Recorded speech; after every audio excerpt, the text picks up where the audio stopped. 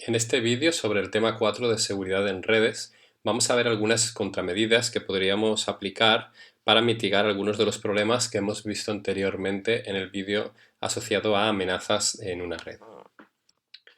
Por tanto, este es el segundo vídeo sobre seguridad, después del vídeo que ya habremos visto sobre amenazas, centrado en contramedidas, y posteriormente veremos otro en el cual nos centraremos en la seguridad que podríamos aplicar en el Enterprise Network. Uno de los sistemas más útiles para poder defender nuestra red es el cortafuegos. El cortafuegos puede ser tanto hardware como software. Es muy común tener en sistemas operativos cortafuegos que se encargan de proteger a una máquina concreta, que puede ser un servidor o el host de un usuario, de posibles amenazas que puedan llegar por la red. Sin embargo, vamos a centrarnos ahora en cortafuegos destinados a proteger la red en su conjunto. Estos dispositivos, que suelen ser dispositivos hardware, tienen que realizar el filtrado de los datos que están recibiendo. Como podéis ver en la parte superior de la derecha, existen diferentes maneras de representarlos, siendo la más común una pared de ladrillos, aunque existen también algunas versiones como routers que incorporan cortafuegos, que tienen un dibujo, un icono similar, o incluso sistemas de análisis de red como el que podemos ver arriba a la derecha en azul. Todos estos sistemas analizan todos los paquetes que atraviesan sus interfaces. Por lo tanto, es muy importante la colocación de estos cortafuegos, ya que tienen que estar exactamente en la frontera entre la red interna y la red externa, que en muchos casos suele ser la red Internet. Es importante tener en cuenta que, puesto que todo el tráfico que entra y salga de nuestra red va a tener que atravesar el cortafuegos, y como no queremos que este sea un cuello de botella y impida el rendimiento, tenemos que asegurarnos de que éste pueda hacer un análisis de la información más rápida que la velocidad de la interfaz de entrada-salida que tengamos. Así, si por ejemplo tenemos una entrada-salida de la red de nuestra empresa de 300 megabits por segundo, tendríamos que estar seguros o asegurarnos de que el cortafuegos es capaz de procesar hasta esa velocidad, es decir, al menos 300 megabits por segundo de velocidad para el procesado de los paquetes que recibe. Cuando utilizamos cortafuegos se crea lo que se llama un perímetro de seguridad. Normalmente ese perímetro indica la parte interna y la parte externa. Cuando configuremos cortafuegos veremos que a nivel interno suelen tener definidas ya sus interfaces para conexión al exterior o a Internet y las interfaces que van conectadas al interior. Además, opcionalmente existe la configuración de utilizar zonas intermedias, que veremos más adelante, que se suelen llamar zonas desmilitarizadas, donde podemos tener algunos servicios que permitimos que se accedan desde el exterior con un fuerte control de seguridad. En muchas ocasiones, el propio cortafuegos, que es la puerta al exterior, también es el NAT, es decir, que hace la traducción de direcciones pública a privada. En la parte inferior tenemos un pequeño esquema donde vemos una nube de red, que en este caso pone Red One, pero que podría ser Internet, que está conectada directamente con el cortafuegos. Esa conexión veis que tiene la dirección IP 1111, que sería la dirección pública de la empresa.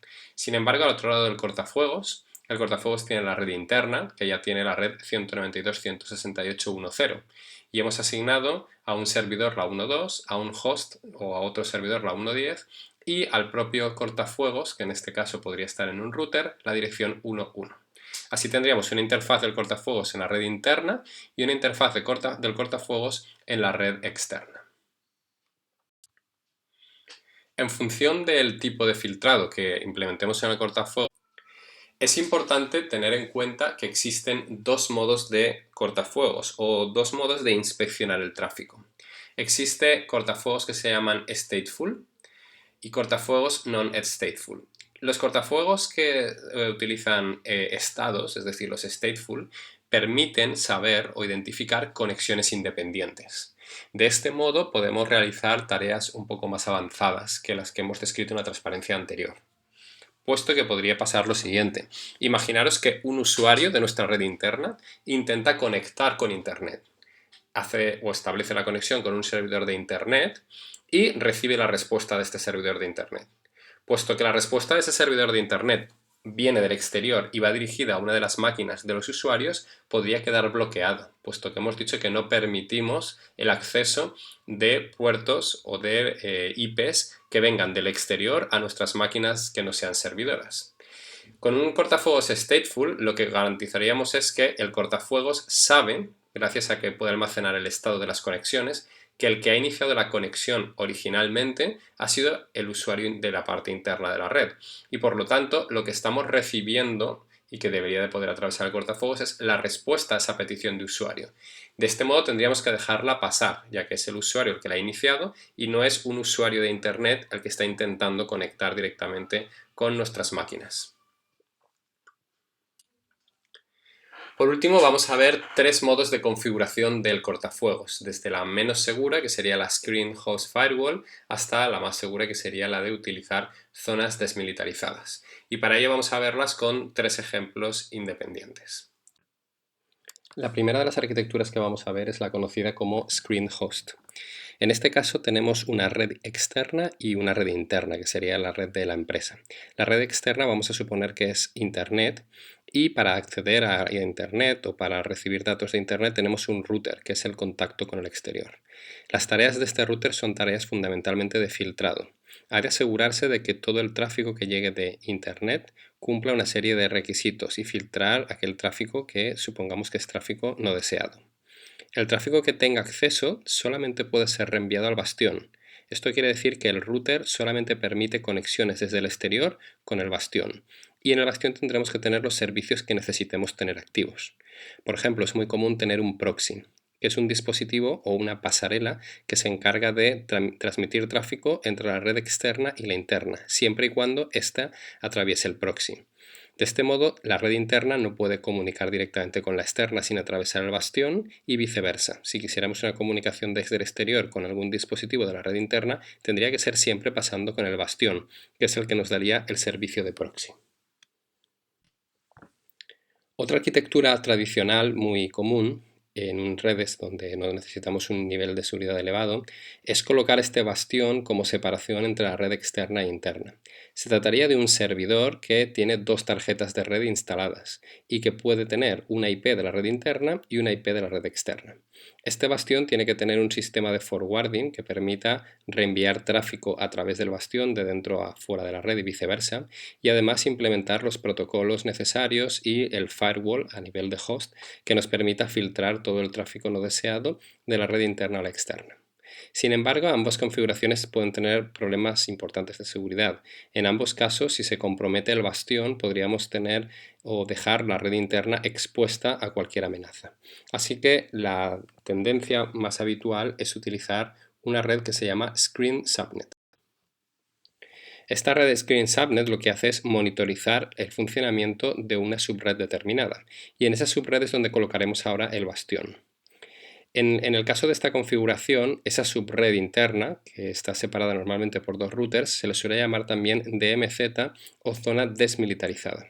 Y tiene una arquitectura como la que se ve en la figura. Tenemos la red externa conectada con un router, que va a ser un router que da acceso a Internet y que puede recibir conexiones de Internet.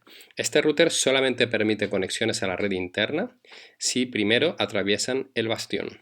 De modo que desde la red externa, atravesando el primer router que existe, solamente se pueden hacer conexiones con el bastión.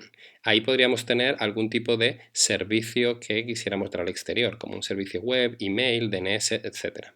Además, si queremos comunicación con la red interna, es necesario atravesar el bastión y después pasar al siguiente router, puesto que el router que está conectado a la red interna solo permitiría conexiones si pasaran a través del bastión.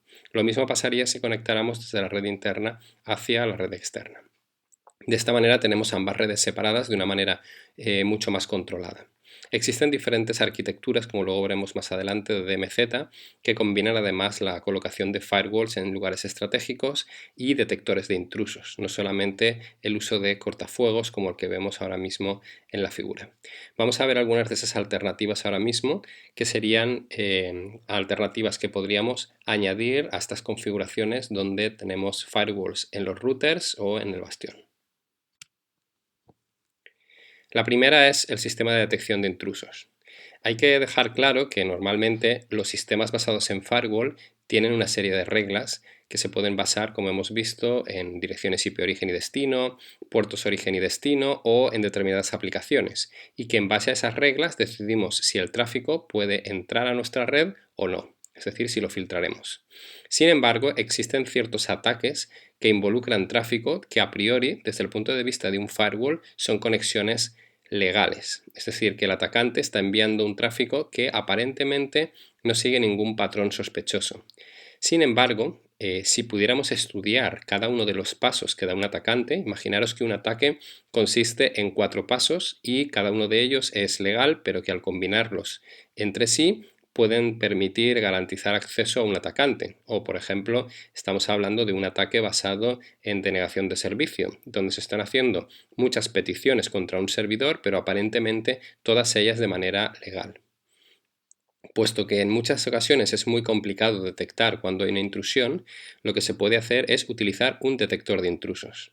Los detectores de intrusos tienen una serie de reglas más complejas que los firewalls, en las cuales podemos ir viendo cómo un usuario va realizando una serie de tareas. Si se cumplen los criterios que tenemos, como el perfil que puede producir un determinado ataque, entonces daremos un aviso al administrador de sistema para indicar que alguien ha cumplido, por ejemplo, una serie de reglas habitualmente asociadas a un ataque común. Para ello, claro, tenemos que tener todas esas reglas identificadas en el IDS y tener muchos ataques definidos que podamos después tratar de prevenir detectando los pasos que está siguiendo el atacante.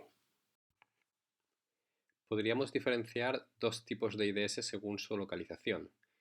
Uno de ellos, el primero, el que aparece como NIDS, se encargaría de realizar la detección de ataques o detectar cuando se está produciendo alguna anomalía en un segmento de red o a la entrada, por ejemplo, de la red.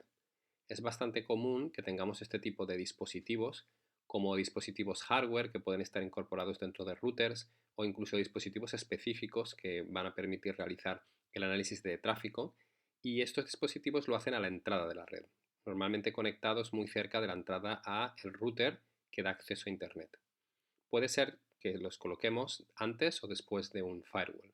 Lo lógico es conectarlos después de un firewall, y si las reglas del firewall lo permiten, que el IDS detecte el tráfico que está llegando, por ejemplo, a nuestra zona desmilitarizada, para poder comprobar si algún atacante está utilizando alguna técnica para acceder de alguna manera no legal a nuestro servidor web o nuestro servidor de correo electrónico, y en caso de detectar un problema, que avise al administrador de sistemas. Por otro lado, existen los HIDS. En este caso, el detector de intrusos se centra solo en monitorizar un dispositivo concreto, por ejemplo, solamente el servidor web o solamente el servidor de correo electrónico. Analiza todo el tráfico que entra al servidor para poder comprobar si se está produciendo un ataque concreto contra él. Por lo tanto, son mucho más específicos, pero protegen solamente un punto muy concreto de la red. Nosotros estaremos interesados en el primero de ellos, que es el que protege toda la entrada y toda la salida de nuestra red. Existen también dos maneras diferentes de analizar el tráfico. En algunas ocasiones lo que se hace, por ejemplo, es que todo el tráfico que llega de Internet, cuando va a viajar hacia dentro de nuestra red o hacia el DMZ, se envía también copiado o clonado a el detector de intrusos. De esta manera, el tráfico sigue avanzando hacia el servidor, pero en paralelo está siendo analizado, y avisaremos al administrador de sistemas, aunque el tráfico puede que ya haya llegado al servidor y haya empezado ya el ataque, o el ataque ya esté incluso terminado cuando recibamos el aviso. Según los modelos de detección, podemos dividir también los detectores de intrusos para detectar mal uso o para detectar un uso anómalo. Un mal uso, por ejemplo, sería un ataque basado, por ejemplo, en exploits, en el cual un atacante sabe que existe un fallo de seguridad en un sistema web, y lo que va a hacer es tratar de utilizar esos pasos que conoce utilizando el exploit, y de esa manera, por ejemplo, conseguir permisos de administrador o acceso a una parte privilegiada. Y por otra, tenemos el uso anómalo. En el caso del uso anómalo, un usuario en realidad no estaría interesado directamente en atacar el sistema, sino que, por ejemplo, podría hacer lo que se llama un barrido de puertos, para ver si hay algún puerto abierto y planificar un ataque posteriormente a algún puerto que sea vulnerable. Sin embargo, este tipo de ataques no tendría un efecto directo sobre nuestros datos, pero sí podría dejar en evidencia o podría anunciar al atacante cierta información de cómo tenemos configurados los puertos en nuestro servidor, por ejemplo. Una cosa muy importante a tener en cuenta es que existen dos tipos de sistemas, los detectores de intrusos, que son los IDS, y los sistemas de prevención de intrusiones, que son los IPS. Vamos a ver dos ejemplos para poder ver cuál es su diferencia. En el ejemplo de la izquierda nos encontramos con Internet, en la parte de arriba tenemos un atacante. Los datos de ese atacante atraviesan el firewall, puesto que parece que son datos legales, y de ahí pasan a un switch. Fijaros que en el switch tenemos conectado a la izquierda un detector de intrusos. Este detector de intrusos va a recibir todo el tráfico que el atacante esté enviando hacia dentro de nuestra red. En caso de detectar algún problema, va a enviar un aviso, una alerta al sistema de administración, al administrador, que es la flecha verde que veis en la parte izquierda. Sin embargo, el ataque ya está en curso. En la parte de la derecha tenemos un sistema de prevención de intrusos. Como podéis ver, el IPS se sitúa entre el servidor y el firewall. De este modo, para poder dejar que el tráfico continúe, el preventor de intrusos lo que va a hacer es primero comprobar si los datos que está enviando el atacante son normales, pero si detecta alguna anomalía, él mismo va a hacer la misma tarea que un firewall y va a cortar el tráfico. Por lo tanto, los datos nunca llegarían al sistema que está atacando si el sistema IPS detecta algún problema. La desventaja que tiene el IPS es que si no se trata de un ataque y ha frenado el tráfico, podría frenar tráfico que aparentemente era legal y que además no tiene ningún problema. Y el problema que tiene el IDS, el de la izquierda, es que si detectamos el problema, pero llegamos demasiado tarde, puede que el atacante ya haya accedido a una máquina y haya robado ciertos datos que puedan ser valiosos. Por lo general se recomienda utilizar un IPS puesto que aumenta la seguridad con el coste de que podríamos filtrar tráfico que realmente no fuese problemático o no viniese de un atacante. Por último, cabe comentar que en algunas redes se suelen instalar alguna serie de sistemas especiales que se llaman honeypots o jarrones de miel para poder estudiar estos tipos de ataques que estábamos hablando antes que realizan los atacantes utilizando exploits. Puesto que necesitamos reglas para nuestro IDS o nuestro IPS y detectar tipos de ataque, lo que podemos hacer es estudiar la forma de ataque de un hacker. Para eso colocamos un servidor con puertos abiertos, donde realmente no tenemos información que necesitemos y además es un servidor que está aislado del resto, haciéndole creer al atacante que ahí tenemos información valiosa y que está accediendo a un servidor que realmente es el servidor de nuestra empresa. Sin embargo, lo que hacemos en ese servidor es analizar todo el tráfico. Analizamos todo el tráfico clonando toda la información que está enviándose desde Internet hacia el servidor y además analizamos lo que está pasando dentro de la propia máquina. De este modo estamos aprendiendo cómo los atacantes utilizan técnicas para infiltrarse en nuestras máquinas y en el futuro poder protegernos de este tipo de ataques. Al margen de todos los problemas de seguridad y los sistemas que hemos visto para prevenir los ataques, como pueden ser firewalls, IDS y IPS, podemos hablar también de otro tipo de forma de defender nuestra red y es, por ejemplo, utilizando servidores que permitan trabajar con información encriptada. En el caso de los servidores web es muy común utilizar sistemas de conexión basados en SSL que nos van a permitir encriptar la información entre el usuario y la máquina a la que está accediendo, el servidor. De este modo, un atacante no puede leer la información que estamos transmitiendo, puesto que esta está encriptada. Es algo muy común cuando nos conectamos, por ejemplo, a nuestro banco. Para ello necesitamos una infraestructura, que es una infraestructura que se llama de clave pública y que nos va a permitir tener certificados digitales que van a utilizarse para diferentes tareas, como por ejemplo identificar las conexiones de un usuario, poder realizar encriptación de datos, asegurar que, por ejemplo, si se ha llevado a cabo una determinada operación y el usuario que ha llevado a cabo esa operación indica que la ha hecho, no puede venir una segunda persona y decir que esa operación no ha existido, lo que se llama el no repudio. Todo eso lo podemos hacer con una clave, con una infraestructura de clave pública y por lo tanto ahora vamos a ver cómo se gestiona esto en este tipo de sistemas.